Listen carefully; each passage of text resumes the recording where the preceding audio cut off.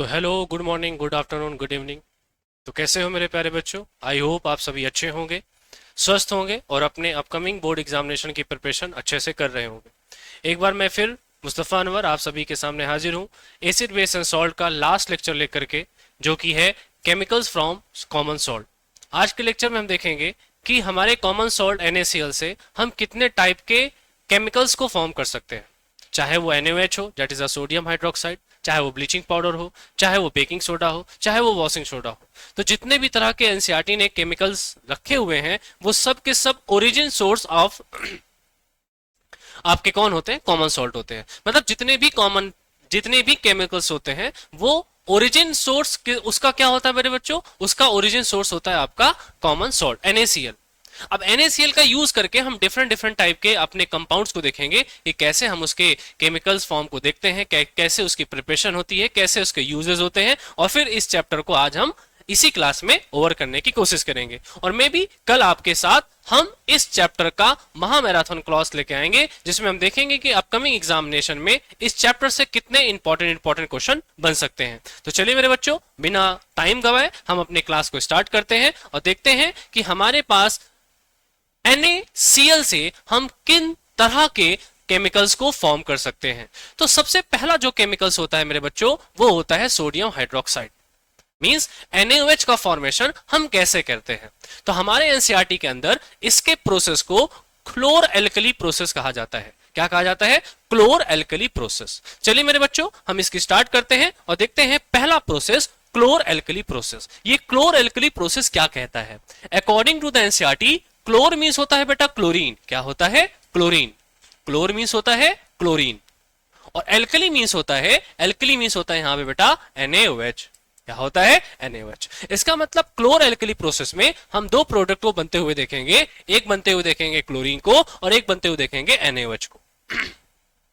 तो हमारा जो क्लोर एल्कली प्रोसेस होता है वो बेसिकली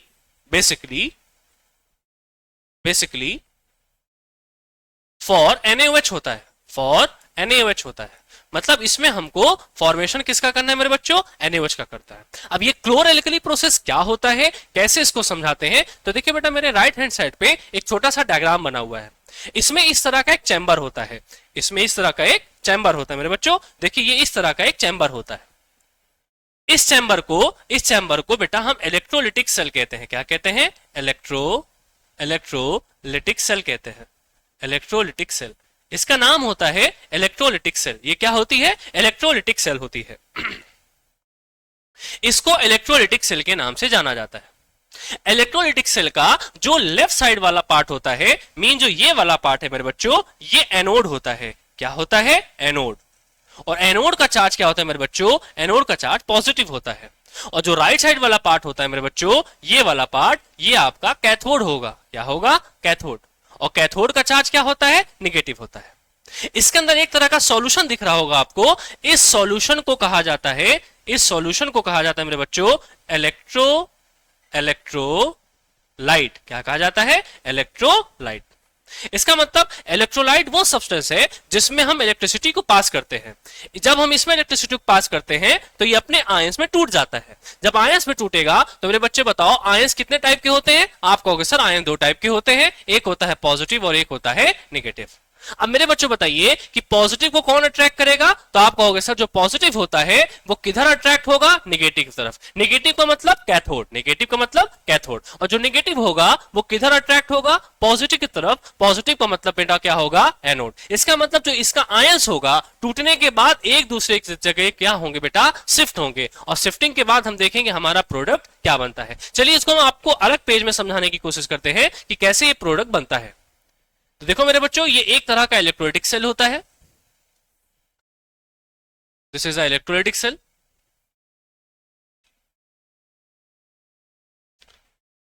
इसको मैंने बैटरी से जोड़ दिया। ये बेटा मेरे बच्चों एनोड होता है और ये कैथोड होता है। ये क्या होता है? कैथोड होता है। एनोड का चार्ज क्या होता है? प्लस होता है। कैथोड का चार्ज क्या होता है? निगेटिव होता है। कैथोड का चार्ज क्या होता है? निगेटिव होता है। और इसके अंदर जो सॉल्यूशन भरा होता है मेरे बच्चों, ये सॉल्यूशन ये सॉल्यूशन इलेक्ट्रोलाइट कहलाता है। क्या कहलाता है? इलेक्ट्रोलाइट। इलेक्ट्रोलाइट। अब इलेक्ट्रोलाइट में हमको क्या लेना है? कॉमन सॉल्ट लेना है। क्या लेना है? Common salt. Common salt. Common salt का फॉर्मूला क्या होता है मेरे बच्चों? NaCl। NaCl। लेकिन इलेक्ट्रोलाइट की कंडीशन होती है, electrolyte always taken in aqueous form और मोल्टेन फॉर्म। मोल्टेन फॉर्म, इसका मतलब या तो हम एक्वस फॉर्म में ले सकते हैं या तो हम उसका मेल्टेड फॉर्म ले सकते हैं, हम सॉलिड फॉर्म नहीं ले सकते। इसका मतलब हमको NaCl में वाटर को ऐड करना पड़ेगा। क्या करना पड़ेगा? ऐड करना पड़ेगा। और जब हम NaCl को वाटर में ऐड करते हैं तो मेरे बच्चों इसको कहते हैं aqueous solution. Aqueous solution of NaCl। Aqueous solution of NaCl। और इसी एक्वस सॉल्यूशन ऑफ NaCl को एनसीईआरटी ने ब्राइन सॉल्यूशन के नाम से जाना है। क्या कहा जाता है? Brine solution.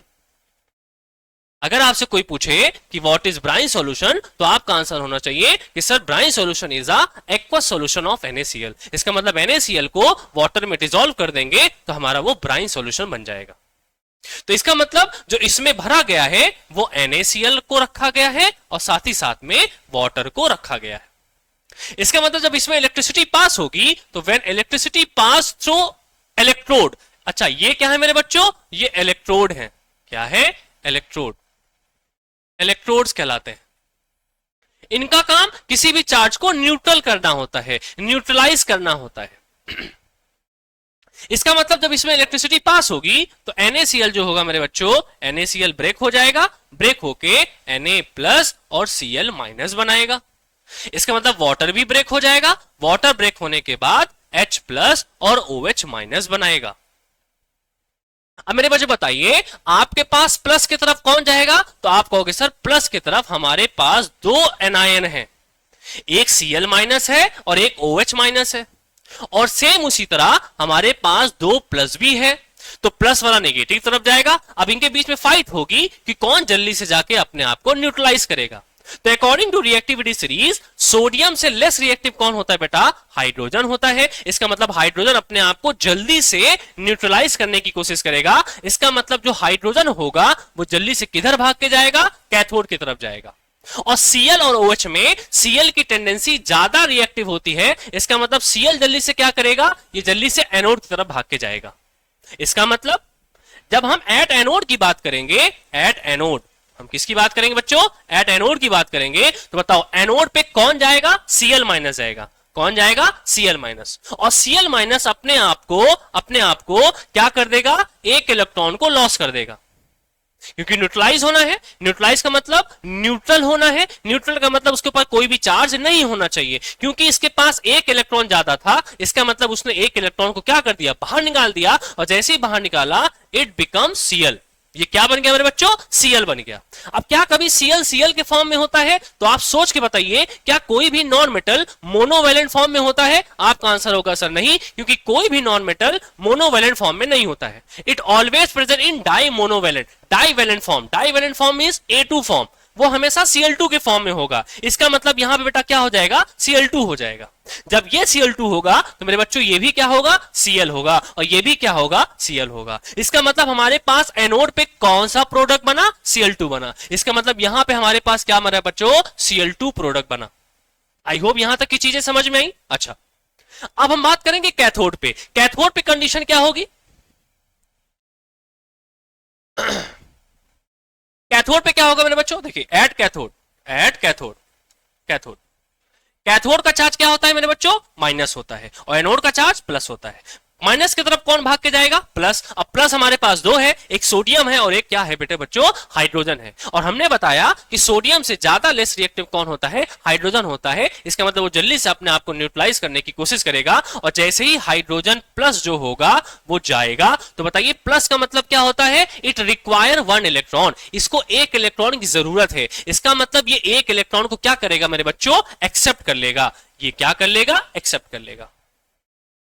जैसे ही इसने एक्सेप्ट किया, क्योंकि इलेक्ट्रोड का काम ही न्यूट्रल करना होता है, तो इसने इसको एक इलेक्ट्रॉन दे करके न्यूट्रल कर दिया। क्या कर दिया? न्यूट्रल कर दिया। अब आप फिर सोच के बताइए, क्या हाइड्रोजन आपको एटमॉस्फेयर में H के फॉर्म में मिलता है? आप कहोगे सर नहीं, हमको हाइड्रोजन गैस के फॉर्म में मिलता है, और जनरली जितनी भी गैसेस होती हैं वो डाइवैलेंट फॉर्म में होती हैं। इसका मतलब ये भी क्या हो जाएगा मेरे बच्चों? H2 हो जाएगा। अगर ये H2 हो जाएगा तो ये भी 2H हो जाएगा, ये भी 2 इलेक्ट्रॉन हो जाएगा। तो मेरे बच्चों कैथोड पे कौन सा प्रोडक्ट बना? कैथोड पे हमारे पास H2 बना। क्या बना? H2। इसका मतलब अगर हमको कैथोड पे लिखना पड़ेगा तो हमारा H2 प्रोडक्ट बना। ये सारी चीजें याद रखिएगा, यही होता है मैकेनिज्म ऑफ क्लोर एल्कली प्रोसेस, जो मैं यहां पे समझा रहा हूं, अभी आपको एनसीईआरटी के थ्रू समझाऊंगा।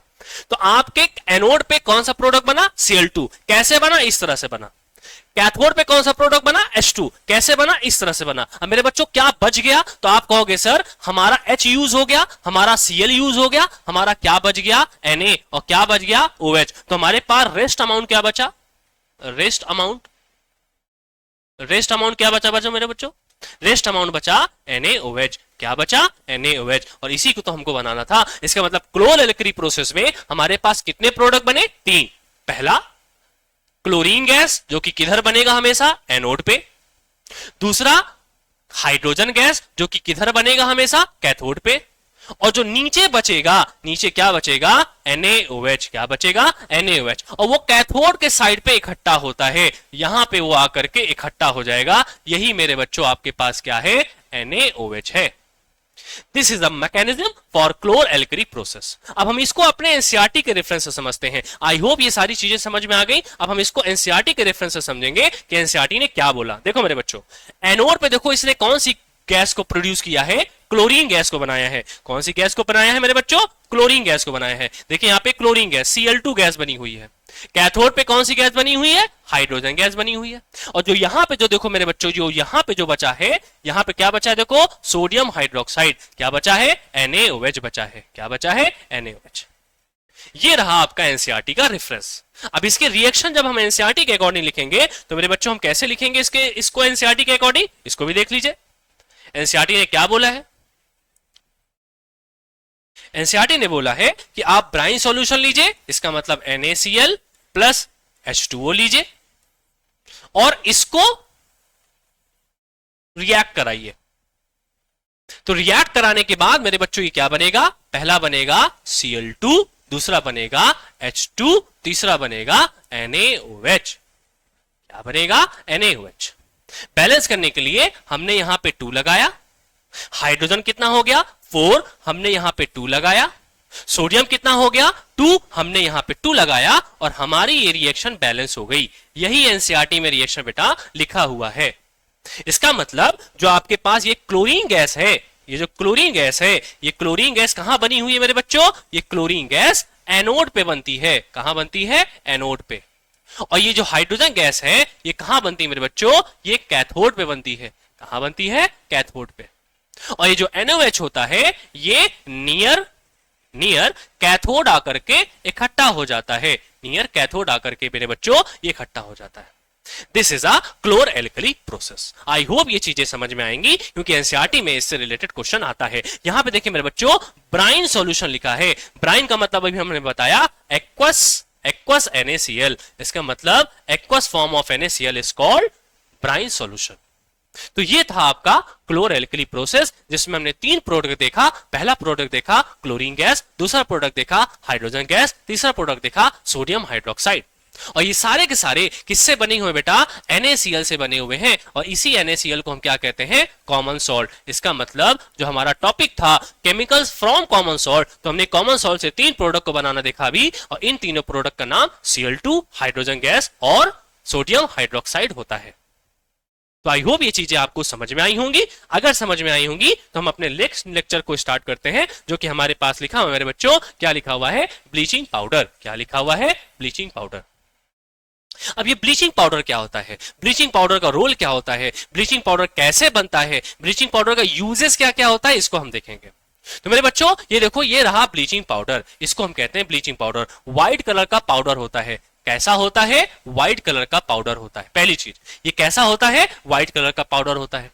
अच्छा, ब्लीचिंग पाउडर का फॉर्मूला क्या होता है? फॉर्मूला ब्लीचिंग पाउडर का फॉर्मूला क्या होता है? तो ब्लीचिंग पाउडर का जो फॉर्मूला होता है पुरानी एनसीईआरटी के अकॉर्डिंग, ब्लीचिंग पाउडर का फॉर्मूला था बेटा CaOCl2। ब्लीचिंग पाउडर का फॉर्मूला क्या था? CaOCl2। लेकिन जब आपने नई एनसीईआरटी को देखा होगा तो नई एनसीईआरटी में जो फॉर्मूला लिखा हुआ मेरे बच्चों CaOCl होल ट्वाइस, ये लगा हुआ है CaOCl होल ट्वाइस। अच्छा, इसको क्या कहते हैं मेरे बच्चों? इसको कहते हैं कैल्शियम हाइपोक्लोराइड। क्लोराइड, ये इसका केमिकल नेम होता है, कैल्शियम हाइपोक्लोराइड। और इसके अकॉर्डिंग इसका केमिकल नेम क्या होगा बेटा मेरे बच्चों? Calcium oxy chloride. Calcium oxy chloride. Actually में ये कोई रेडिकल्स नहीं होता है, बहुत ही ध्यान समझिएगा मेरे बच्चों। जो OCl2 होता है ये कोई भी रेडिकल्स नहीं होता है, it is not a radicals, ये कोई भी रेडिकल्स नहीं होता है, इसीलिए इस फॉर्मूले को रिजेक्ट कर दिया गया है। ये फॉर्मूला अब आपको नहीं याद करना है।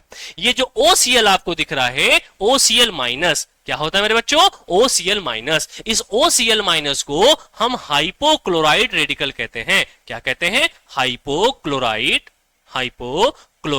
रेडिकल। क्या कहते हैं? हाइपोक्लोराइड रेडिकल कहते हैं। अब ये हाइपोक्लोराइड का जो चार्ज होता है बेटा वो -1 होता है। And you all know that any compound form cation और एनायन। जितने भी कंपाउंड होते हैं वो केटायन और एनायन के कॉम्बिनेशन से बनते हैं। अब मेरे बच्चों जब हम ब्लीचिंग पाउडर का फॉर्मूला बनाएंगे तो हमारे पास Ca और OCl होगा।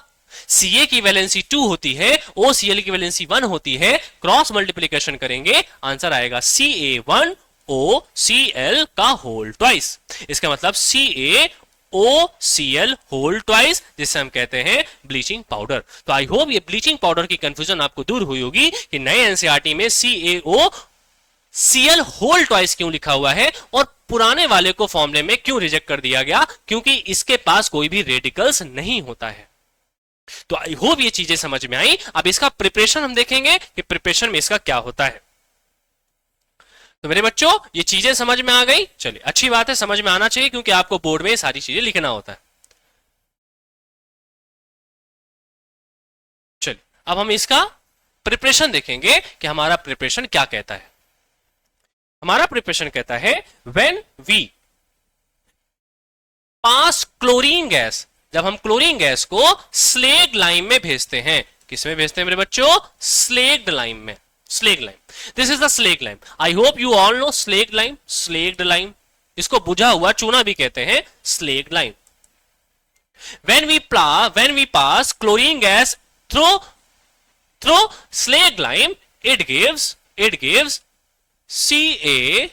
CaOCl होल ट्वाइस, जिसे हम क्या कहते हैं? Bleaching powder. साथ ही साथ में क्या देगा मेरे बच्चों? वाटर को प्रोड्यूस करेगा। क्या करेगा? वाटर को प्रोड्यूस करेगा। बैलेंस करने के लिए हम इसको देखते हैं हमारा बैलेंस कैसे होगा। 2 यहां पे बैलेंस है, 2O अगर हम यहां पे 2 लगा देंगे मेरे बच्चों तो 2 2 जा 4 हो जाएगा। तो यहां पे हम क्या लगा देंगे? 2 लगा देंगे, 2Ca हो जाएगा। यहां पे 2 लगा देंगे मेरे बच्चों तो 2 2 जा 4 और 2 2 जा 4, यहां पे बैलेंस हो गया। Cl कितना हो गया मेरे बच्चों? 2Cl 4Cl, और यहां पे हम 2 लगा देंगे, हमारी इक्वेशन बैलेंस हो जाएगी। एक बार फिर से चेक कर लेते हैं। 4Cl 2 2 जा 4Cl, 2Ca 2 2 जा 4 ऑक्सीजन, 2 2 जा 4 2 6 ऑक्सीजन हो गया मेरे बच्चों। इसका मतलब हमको ऑक्सीजन को बैलेंस करना पड़ेगा।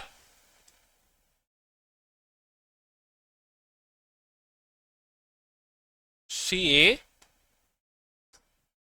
प्लस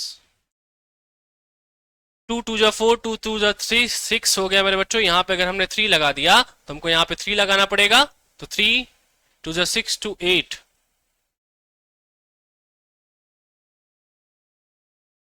तो ये रहा मेरे बच्चों, ये हमारे पास क्या रहा? ये हमारे पास रहा ब्लीचिंग पाउडर का फॉर्मूला। ब्लीचिंग पाउडर का प्रिपरेशन कुछ इसी तरह से होता है, when chlorine gas pass through slaked lime. और हमारे पास क्या मिलेगा मेरे बच्चों? हमारे पास मिलेगा ब्लीचिंग पाउडर। क्या मिलेगा? Bleaching powder. Bleaching powder, bleaching powder, ये रहा ब्लीचिंग पाउडर का फॉर्मूला। अब इसका यूजेस क्या होता है, इसका यूजेस हम यहां देखेंगे। ब्लीचिंग पाउडर का uses for bleaching cotton and linen in the textile industry. हम इसका यूजेस कपड़े को क्या करने के लिए करते हैं, डाई करने के लिए करते हैं, उसको साफ करने के लिए कहते हैं। For bleaching wood pulp in paper, हमारे पास जो पेपर में जो व्हाइट कलर होता है मेरे बच्चों, वो ब्लीचिंग पाउडर की वजह से होता है। Factories and bleaching was clothes in laundry, हमारे पास जो लॉन्ड्रीज होती हैं उसमें भी हम ब्लीचिंग पाउडर का यूज करके कपड़े को वॉश करने में करते हैं। As an oxidising agent in many chemical industries, इसका सबसे बड़ा रोल होता है बेटा कि ये ऑक्सीडाइजिंग एजेंट होता है। ऑक्सीडाइजिंग एजेंट का काम क्या होता है, ऑक्सीडाइजिंग एजेंट का काम क्या होता है मेरे बच्चों, ऑक्सीडाइजिंग एजेंट वो एजेंट होता है जो ऑक्सीजन को क्या करता है, ऑक्सीजन को क्या करता है, रिमूव करता है, और हाइड्रोजन को क्या करता है, ऐड करता है। To make drinking water free from germs, इसका कहीं कहीं पे यूज हम पीने वाले साफ पानी में डाल करके उसके जर्म्स को, बैक्टीरिया को मारने के लिए भी करते हैं, जिसका यूज हम क्या करते हैं, ड्रिंकिंग वाटर को वॉश करने, ड्रिंकिंग वाटर को जर्म से हटाने के लिए भी करते हैं। तो this is a use for bleaching powder. अब हमारे पास जो नेक्स्ट है बेटा, वो नेक्स्ट क्या है मेरे बच्चों, बेकिंग सोडा। क्या है मेरे बच्चों, बेकिंग सोडा। बेकिंग सोडा क्या होता है, बेकिंग सोडा का फॉर्मूला NaHCO3 होता है। क्या होता है, NaHCO3 होता है। Bleaching powder, sorry baking soda देखिए कुछ इस तरह से व्हाइट पाउडर होता है, इसका भी कलर कैसा होता है, व्हाइट पाउडर होता है, व्हाइट पाउडर, व्हाइट पाउडर होता है। ये भी क्या होता है मेरे बच्चों, व्हाइट पाउडर होता है। इसका केमिकल नेम क्या होता है, इसका chemical name sodium, sodium by carbonate होता है, सोडियम बाई कार्बोनेट होता है। इसका और नाम क्या होता है मेरे बच्चों, sodium, sodium hydrogen, hydrogen carbonate होता है। या तो इसको हम बाइकार्बोनेट कहते हैं, या तो हम इसको हाइड्रोजन कार्बोनेट कहते हैं। सोडियम बाइकार्बोनेट और सोडियम हाइड्रोजन कार्बोनेट। इसका नेचर कैसा होता है मेरे बच्चों, nature of baking soda is mild, mild non corrosive, non corrosive, corrosive basic nature होता है। कैसा होता है, बेसिक नेचर होता है। इसका जो नेचर होता है कैसा होता है, mild non corrosive basic nature होता है। इसका यूज हम कैसे करते हैं मेरे बच्चों, इसको हम कैसे बनाते हैं, तो अकॉर्डिंग टू द एनसीईआरटी, देखिएगा मेरे बच्चों एनसीईआरटी ने क्या बोला इसके लिए। एनसीईआरटी ने कहा व्हेन we pass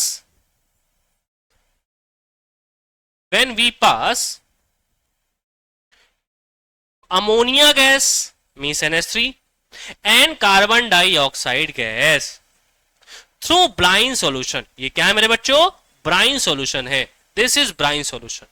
जब हम ब्राइन सॉल्यूशन में अमोनिया गैस और कार्बन डाइऑक्साइड दोनों को हम पास करते हैं, तो पास करने के बाद हमारे पास जो प्रोडक्ट बनता है मेरे बच्चों, पहला प्रोडक्ट क्या बनता है, NaHCO3। क्या क्या क्या बनेगा बेटे मेरे बच्चों, NaHCO3। दूसरा क्या बनेगा, दूसरा बनेगा NH4Cl, NH4Cl क्या बनेगा, NH4Cl। तो पहला प्रोडक्ट क्या बना, बेकिंग पाउडर, दूसरा प्रोडक्ट क्या बना, NH4Cl। आई होप चीजें बैलेंस होंगी, एक बार चेक कर लेते हैं। Na बैलेंस है, Cl बैलेंस है, 325 415 बैलेंस है, कार्बन 1 बैलेंस है, ऑक्सीजन 3 बैलेंस है। इसका मतलब यही हमारे एनसीईआरटी में रिएक्शन को लिखा हुआ है। इसका मतलब बेकिंग पाउडर को बनाने के लिए we take brine solution and passed ammonia gas and carbon dioxide through brine solution. तो हमको ये क्या मिलेगा मेरे बच्चों, यही आपको मिलेगा बेकिंग सोडा। क्या मिलेगा, बेकिंग सोडा। क्या मिलेगा, बेकिंग सोडा। और इसको क्या कहते हैं, इसको कहते हैं अमोनियम क्लोराइड, अमोनियम क्लोराइड। इसको क्या कहते हैं, अमोनियम क्लोराइड कहते हैं। तो ये था हमारा प्रिपरेशन ऑफ बेकिंग सोडा। ये बेकिंग सोडा है मेरे बच्चों, ये व्हाइट पाउडर का होता है, बेकिंग सोडा का प्रिपरेशन ये रहा। तो आई होप यहां तक की चीजें आपने समझी होगी। अब बेकिंग सोडा का यूज हम जनरली अपने घरों में करते हैं, तो इसके हम यूजेस को भी देखेंगे और इसके कुछ केमिकल प्रॉपर्टीज को भी हम डिस्कस करेंगे। जैसे यूजेस ऑफ बेकिंग सोडा, इसके बारे में समझना है क्योंकि इससे रिलेटेड क्वेश्चन आते हैं। फॉर मेकिंग बेकिंग पाउडर, इसका सबसे बड़ा रोल होता है बेटा बेकिंग पाउडर को बनाने के लिए। अब ये बेकिंग पाउडर क्या होता है, अब इसको जानेंगे कुछ देर में कि बेकिंग पाउडर और बेकिंग सोडा के बीच में डिफरेंस क्या होता है। Which is a mixture of baking soda, sodium hydrogen carbonate and mild edible acid. यहां पे देखिए बेटा इसके बारे में बताया गया है कि जो बेकिंग पाउडर होता है वो एक तरह का मिक्सचर होता है। किसका मिक्सचर होता है, वो मिक्सचर होता है NaHCO3 और प्लस एडिबल एसिड। क्या होता है, एडिबल एसिड। इसी कॉम्बिनेशन को हम बेकिंग पाउडर कहते हैं। क्या कहते हैं, बेकिंग पाउडर। बेकिंग पाउडर क्या होता है मेरे बच्चों, व्हाट इज बेकिंग पाउडर? अगर आपसे कोई पूछे कि बेकिंग पाउडर क्या होता है तो आप बताना baking powder is a mixture of baking soda as well as known as sodium hydrogen carbonate and edible acid. क्या होता है मेरे बच्चों, एडिबल एसिड। अब ये एडिबल एसिड क्या होता है, according to NCERT edible acid वो एसिड होता है जिसको हम आसानी से खा सकते हैं और इसमें टार्टरिक एसिड का यूज किया जाता है। टार्टरिक एसिड कौन सा एसिड मेरे बच्चों, टार्टरिक एसिड।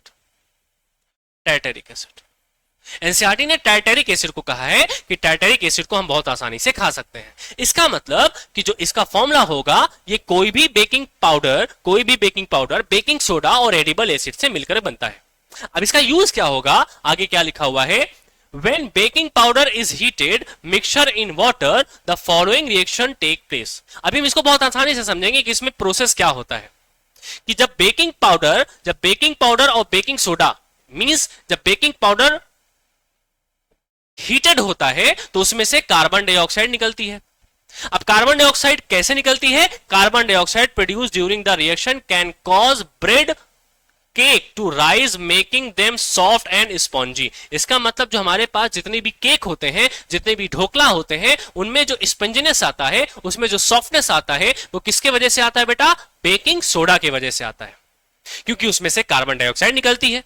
तो कार्बन डाइऑक्साइड जब निकलेगी उसको निकलने के लिए कोई ना कोई प्लेस तो चाहिए ना, तो इसीलिए जब जहां जहां से वो निकलती है उसके बीच बीच में एयर के गैप बन जाते हैं। इसीलिए कभी भी आप ब्रेड और ढोकला को देखोगे तो बीच बीच में एयर के गैप्स होते हैं। वो गैप्स ये इंडिकेट करते हैं it produce carbon dioxide gas.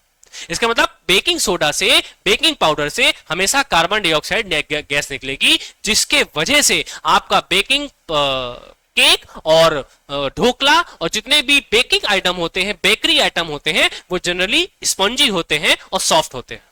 अच्छा, नेक्स्ट क्या लिखा हुआ है, sodium hydrogen carbonate is also as a ingredient in antacid. Antacid मैंने पिछले क्लास बताया था, एंटा एसिड वो होता है जब हमारे स्टमक में एसिड की क्वांटिटी बढ़ जाती है तो उसको न्यूट्रलाइज करने के लिए हम एंटा एसिड के फॉर्म में बेकिंग सोडा को खा लेते हैं। तो बेकिंग सोडा का यूज जनरली किसके लिए होता है मेरे बच्चों, एंटा एसिड के लिए भी होता है। जब हमको कोई स्टिंग, कोई चींटी काट लेती है तो उसका जो फॉर्मिक एसिड होता है उसको तुरंत हटाने के लिए हम बेकिंग सोडा का पेस्ट को लगा लेते हैं, जिससे हमारा वो न्यूट्रलाइज हो जाता है। It neutralise excess acid in the stomach and provide relief. जैसे कि मैंने बताया कि स्टमक में जितनी भी एसिडिक कंडीशन बनती है उसको रिलीफ करने के लिए हम बेकिंग पाउडर या बेकिंग सोडा को खा लेते हैं, जिसकी वजह से हमको रिलीफ मिलती है। It is also use in soda acid fire extinguisher. जो हम आग बुझाने के लिए फायर एक्सटिंग्विशर का यूज करते हैं उसमें भी बेकिंग सोडा का यूज होता है। तो ये था बेकिंग सोडा के बारे में सारी कंडीशन। अब बेकिंग सोडा के बारे में कुछ हमको केमिकल प्रॉपर्टीज और कुछ उसकी कंडीशन को समझना है मेरे बच्चों। तो देखिएगा हम इसकी कंडीशन को नेक्स्ट फॉर्म में समझते हैं कि बेकिंग सोडा का यूज जनरली कहां होता है। तो सबसे पहली केमिकल प्रॉपर्टी है मेरे बच्चों बेकिंग सोडा की, व्हेन बेकिंग सोडा हीटेड, जब हम बेकिंग सोडा को हीट करते हैं, क्योंकि हमको अपना केक बनाना है, ढोकला बनाना है, तो ढोकला में हमने बेकिंग सोडा को ऐड कर दिया। तो बेकिंग सोडा को ऐड करने पे क्या प्रोसेस होगा, तो when baking soda heated it gives sodium carbonate and produce carbon dioxide gas and water vapour. तो हमने देखा कि हमारी इक्वेशन बैलेंस हो गई। जब ये इक्वेशन बैलेंस हो गई तो हमने कहा कि सर यहां पे तो हमारे पास क्या निकला है, कार्बन डाइऑक्साइड गैस। अच्छा, कार्बन डाइऑक्साइड गैस निकलने की वजह से हमारे जो ढोकला और केक में छोटे छोटे एयर के पोर्स बन जाते हैं। अब इसी की वजह से हमारा ढोकला और केक स्पंजी होता है। और अभी हमने पढ़ा कि इसका नेचर क्या होता है मेरे बच्चों, इसका नेचर बेसिक होता है। कैसा होता है? बेसिक होता है। तो सपोज करिए, इमेजिन करिए, अगर आप कोई चीज ध्यान नहीं दे रहे हो अपने खाना बनाते समय, केक बनाते समय, ढोकला बनाते समय, और आपने बाई मिस्टेक उसमें ज्यादा बेकिंग सोडा डाल दिया, तो आपका बैटर जो होगा वो तो बेसिक नेचर का हो जाएगा, केक जो होगा वो बिटर टेस्ट का हो जाएगा, तो वो खाने लायक नहीं रहेगा। अब हम क्या करें? अब हम उसको फेंक भी नहीं सकते क्योंकि मम्मी मारेंगी। अब इसका मतलब उसमें हम कुछ ऐसा चीज डालते हैं जिससे वो न्यूट्रलाइज हो जाता है। तो इसीलिए इसको बेसिक नेचर से बचाने के लिए हमारे पास एक और सब्सटेंस होता है जिसे हम बेकिंग पाउडर कहते हैं। क्या कहते हैं? Baking powder. अब जो बेकिंग पाउडर होता है इसका नेचर बेटा एसिडिक होता है। कैसा होता है? एसिडिक होता है। बेकिंग सोडा का नेचर बेसिक होता है, बेकिंग पाउडर का नेचर बेटा एसिडिक होता है। इसका फॉर्मूला क्या होता है? इसका फॉर्मूला होता है कि it is a mixture of NaHCO3 plus edible acid. Edible acid, कोई भी एडिबल एसिड जब हम इसमें ऐड कर देते हैं तो यही बेकिंग पाउडर का यूज हो जाता है। अब बेकिंग पाउडर कैसे रिएक्ट करता है? तो मेरे बच्चों आपको पता है, क्या पता है कि जब आपके पास कोई भी कार्बोनेट या बाइकार्बोनेट किसी भी एसिड के साथ रिएक्ट करता है, when acid react with any metallic carbonate और bicarbonate, it produce carbon dioxide gas and salt. अच्छा, हमारी एसिड की पहचान किससे होती है? We know that acid have hydrogen ion. मतलब कितना भी वो एसिड होगा, आइदर ऑर्गेनिक और इनऑर्गेनिक, दोनों में हाइड्रोजन की प्रेजेंस का होना जरूरी है, क्योंकि बिना हाइड्रोजन के एसिड का नेचर नहीं हो सकता। इसका मतलब मैंने यहां पे एडिबल एसिड का कोई फॉर्मूला नहीं लिखा, एनसीईआरटी ने उसको H+ इंडिकेट कर दिया है। H+ का मतलब क्या है मेरे बच्चों? This is a acid. ये क्या है? ये एसिड है। और ये क्या है? This is a baking soda. जब ये आपस में रिएक्ट करेंगे तो रिएक्ट करने के बाद आपको क्या देंगे बेटा? CO2 गैस देंगे। CO2 गैस देने के बाद वाटर को प्रोड्यूस करेंगे, और वाटर को प्रोड्यूस करने के बाद सोडियम का सॉल्ट बनाएंगे। क्या बनाएंगे? सोडियम का सॉल्ट। तो यहां पे हम लिखते हैं सोडियम सॉल्ट। क्या लिखते हैं? Sodium salt. ये रहा बेकिंग पाउडर का रिएक्शन।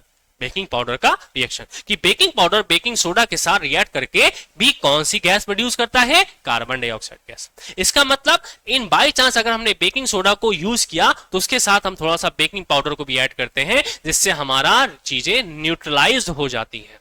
क्योंकि बिना न्यूट्रलाइज हुए आप अपने बैटर को जो बेसिक हो चुका है उसको न्यूट्रल नहीं कर सकते। तो ये रहा बेटा बेकिंग पाउडर का यूज, और ये रहा बेकिंग सोडा का केमिकल रिएक्शन। जब वो हीट होता है तो बेटा वो क्या देता है? Sodium carbonate. क्या देता है? Sodium carbonate. और हमने इसका यूजेस भी देख लिया कि इसका यूजेस एंटासिड में होता है, इसका यूजेस फायर एक्सटिंग्विशर में होता है, इसका यूजेस और किस में होता है? इसका यूजेस बेकिंग पाउडर को बनाने में होता है। तो this is a use for baking soda. I hope यहां तक की चीजें आपने समझी होंगी। अब हम समझेंगे इसके बाद का लेक्चर, जो कि है मेरे बच्चों वॉशिंग सोडा। कि वॉशिंग सोडा क्या होता है? वॉशिंग मतलब वॉश करना। वॉशिंग मतलब वॉश करना। तो वॉश करने का मतलब हम जब किसी भी कपड़े को धुलते हैं, किसी भी डर्ट को वॉश करते हैं, तो उसको वॉश करने के लिए हमको वॉशिंग सोडा का यूज करना पड़ता है।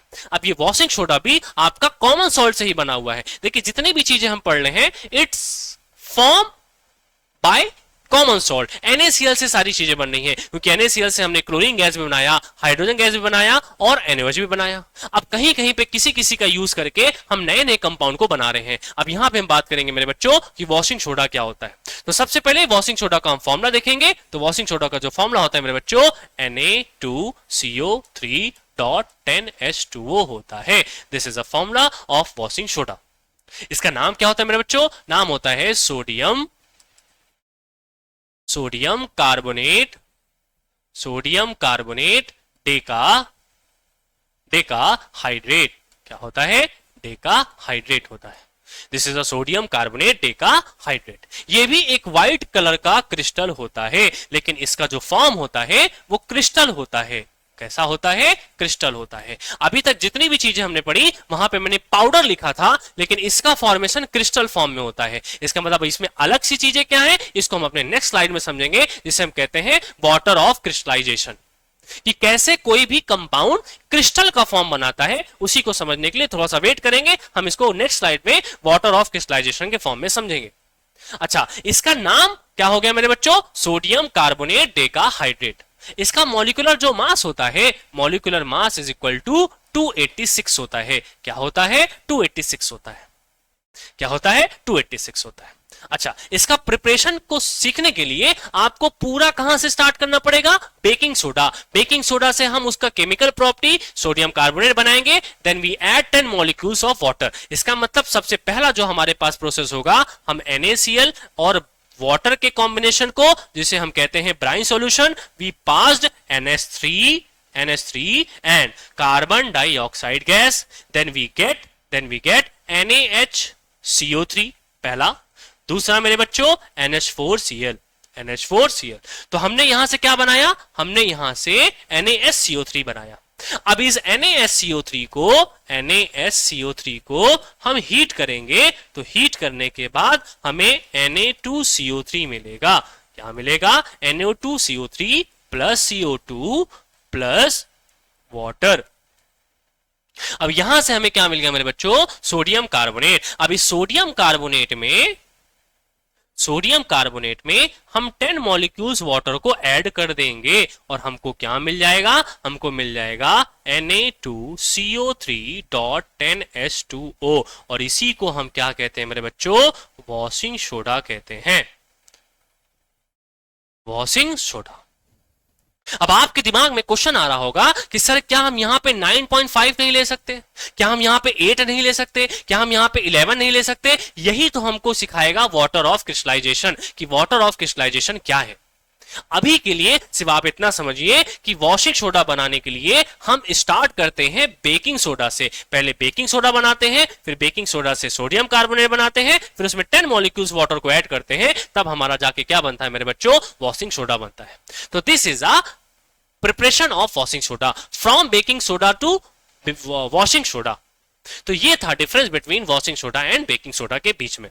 अब इसके यूजेस को हम देखेंगे, तो मेरे बच्चों, इसके यूजेस के बारे में एनसीईआरटी ने क्या मेंशन किया है? सोडियम कार्बोनेट में से हम वॉशिंग सोडा के नाम से भी जानते हैं मेरे बच्चों। तो सोडियम कार्बोनेट और washing soda is used in glass, soap and paper industries. इसका मतलब इन चीजों को वॉश करने के लिए हम वॉशिंग सोडा का यूज करते हैं।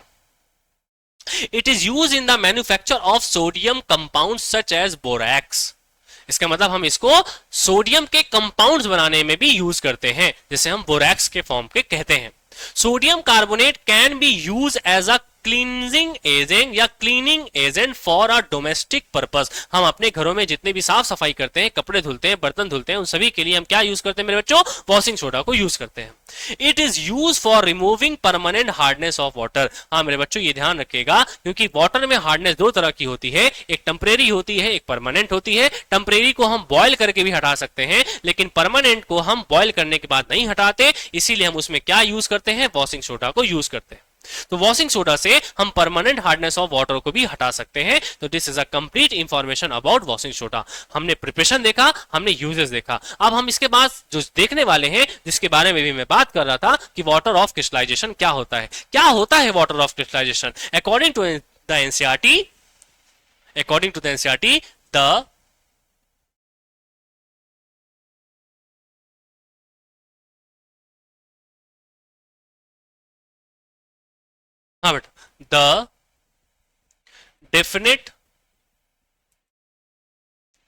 the definite amount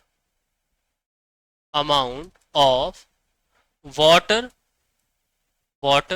molecules in compound is called water of crystallization.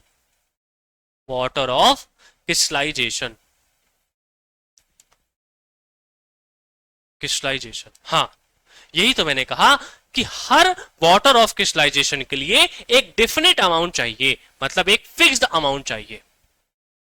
अगर कोई वॉशिंग सोडा बनेगा तो वो 10 मॉलिक्यूल्स में ही बनेगा, वो 9.5 में नहीं बनेगा, वो 11 पे नहीं बनेगा, वो 10 का मतलब 10 पे बनेगा।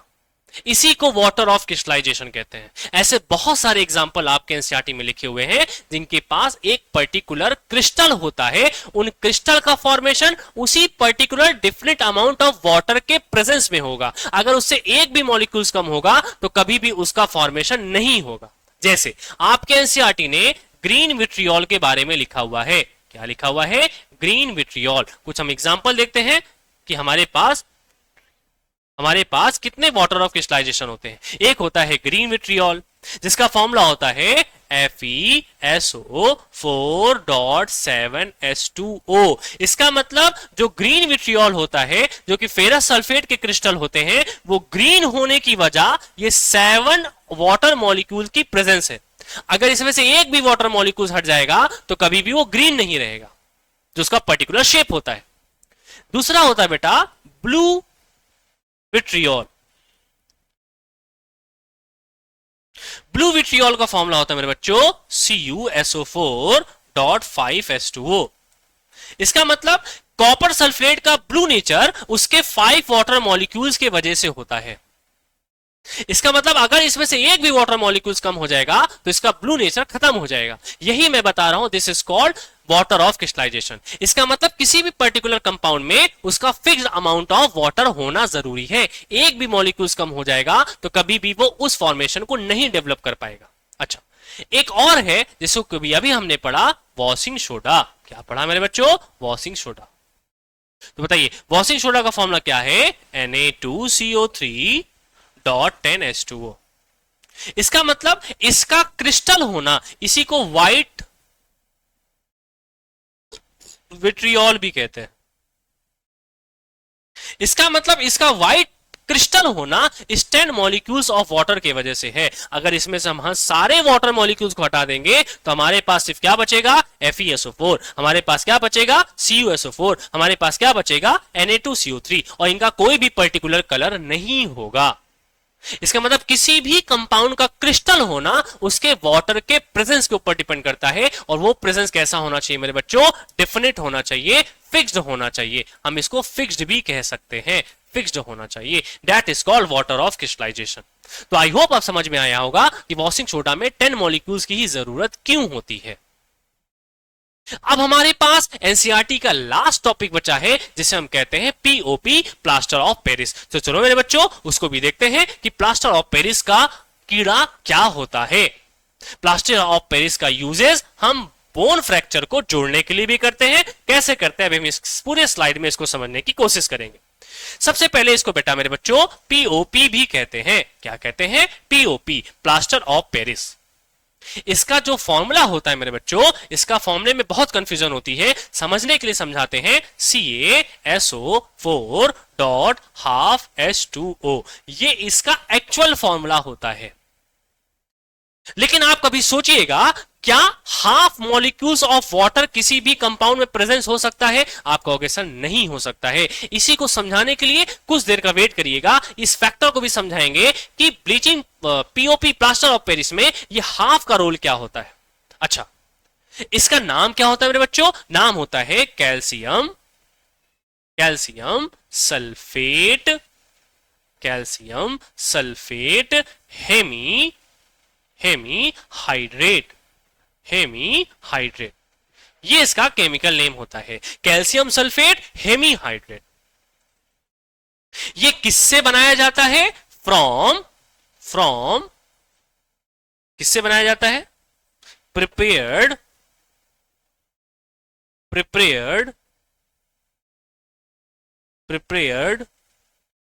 From gypsum.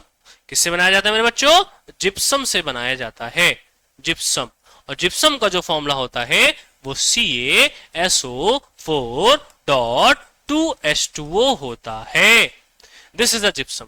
जिप्सम को जब हम एट 373 डिग्री टेम्परेचर पे गर्म करते हैं तब जाके ही हमको क्या मिलता है? पीओपी मिलता है। तो चलिए इसके प्रिपरेशन को समझेंगे और समझेंगे कि कैसे हमारा पीओपी तैयार होता है। तो मेरे बच्चों देखिएगा, इसको समझने के लिए हमने जिप्सम लिया, जिप्सम CaSO4 2H2O, और इसको हमने कितने डिग्री पे गर्म किया मेरे बेटा? 100 डिग्री सेल्सियस कह लीजिए, या इसी को 373 केल्विन टेम्परेचर कह लीजिए, दोनों का मतलब एक ही होता है। जब इस टेम्परेचर पे हम जिप्सम को गर्म करेंगे तो गर्म करने के बाद CaSO4 डॉट हाफ H2O बनाएगा। क्या बनाएगा? हाफ H2O, हाफ H2O, और 3/2 मॉलिक्यूल्स ऑफ वाटर को प्रोड्यूस कर देगा। ये इसकी केमिकल प्रिपरेशन का केमिकल फॉर्मूला होता है कि कैसे हमने जिप्सम से क्या बनाया मेरे बच्चों? जिप्सम से हमने बनाया पीओपी। ये क्या है आपका? पीओपी, पीओपी है। अच्छा, इसका यूजेस क्या होता है? यूजेस, इसका यूजेस क्या होता है? यूजेस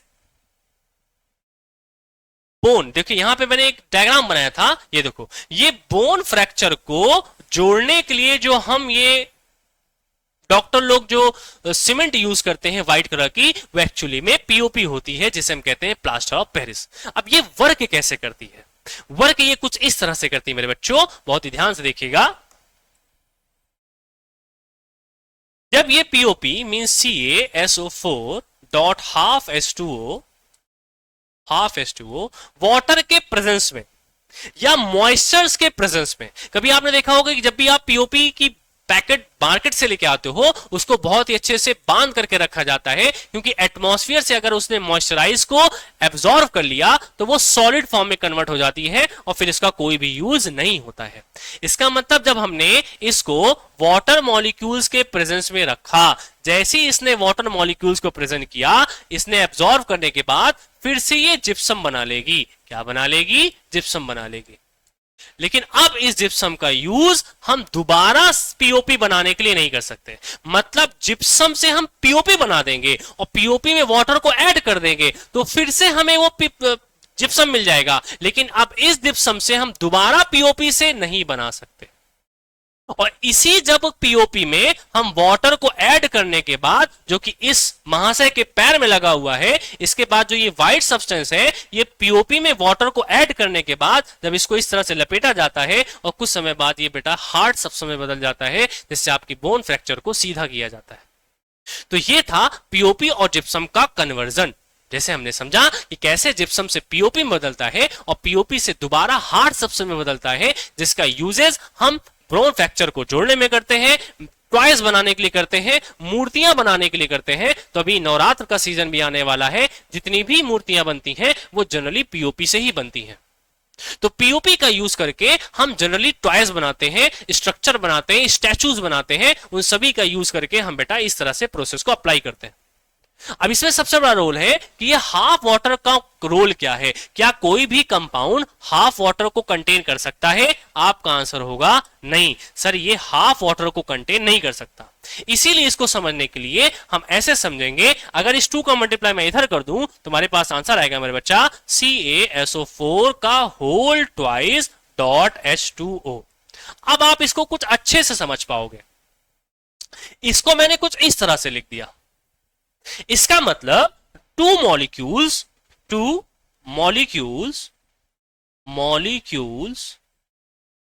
ऑफ कैल्शियम सल्फेट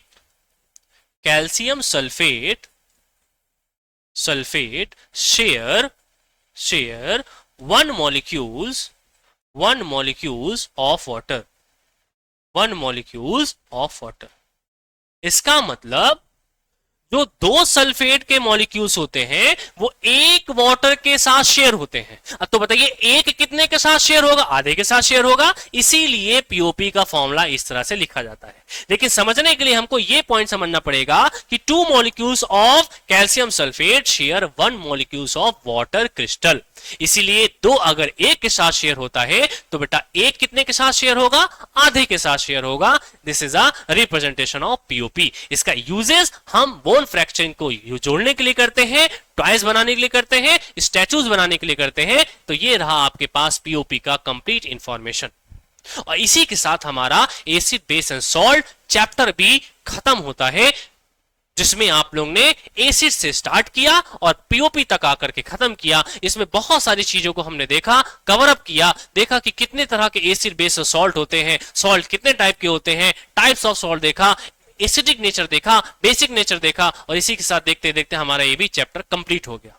अब हमारे पास जो नई सफल सीरीज आएगी उसमें हम जितने भी क्वेश्चन देखेंगे वो एसिड बेस और सॉल्ट से रिगार्डिंग करेंगे। मे बी वो क्लास आपके पास कल लाइव क्लास होगी जिसमें हम इससे रिगार्डिंग जितने भी क्वेश्चन होंगे उसको सॉल्व करेंगे, और सॉल्व करने के बाद हम अपने नए चैप्टर की तरफ पढ़ेंगे जिसका नाम है मेटल एंड नॉन मेटल्स।